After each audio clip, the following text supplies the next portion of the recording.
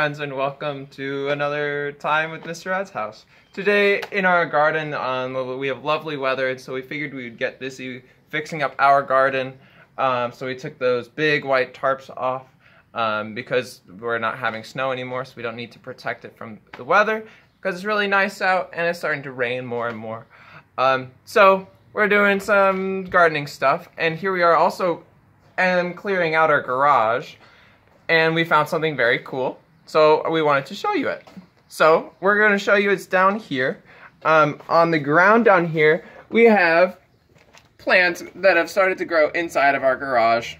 And, well, frankly, we don't want them to grow inside of our garage. So we will take them out. But until then, it's very cool because this is mint plant. It's like mint, like that you eat. This is what it grows into, and it looks green, and you could pull it off and eat it right now if you wanted to. Or you can cut it up and put it on your ice cream or whatever you'd like. But this mint is green, and it's dark, and this mint is growing and it's white. And what is very fascinating about that is it's white because it's been growing inside of our garage. So it doesn't get any sunlight to change its color. I don't know if, I wouldn't eat this. We're gonna pull it out.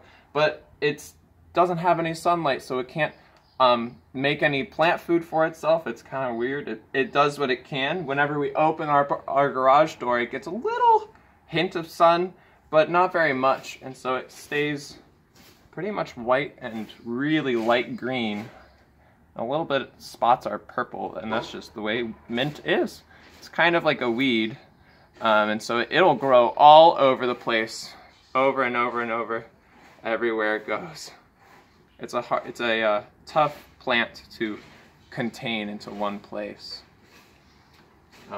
But that's that. We have a whole bunch of mint that decided to travel from our garden, which is on the other side of this wall, and it somehow managed to find its way down in dirt underneath the wall of our garage and somehow grow up from there. It's white, grows kind of tall.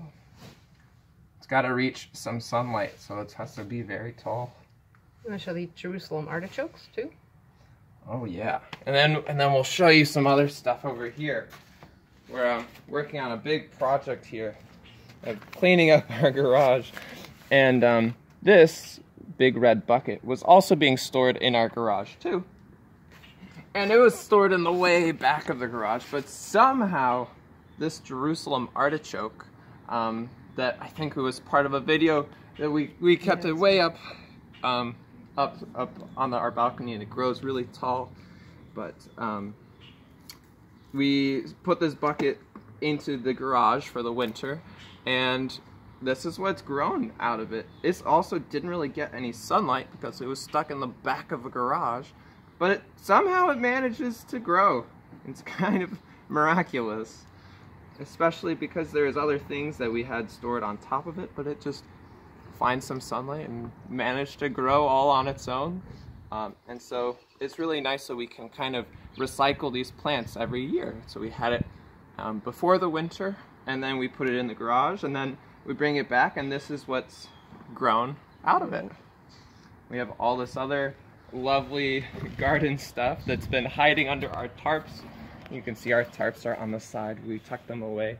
And we're working all over our garden this weekend, because it's just such a lovely weekend to do it. All right, I think that's it. Thank you, friends. Take care. Bye-bye.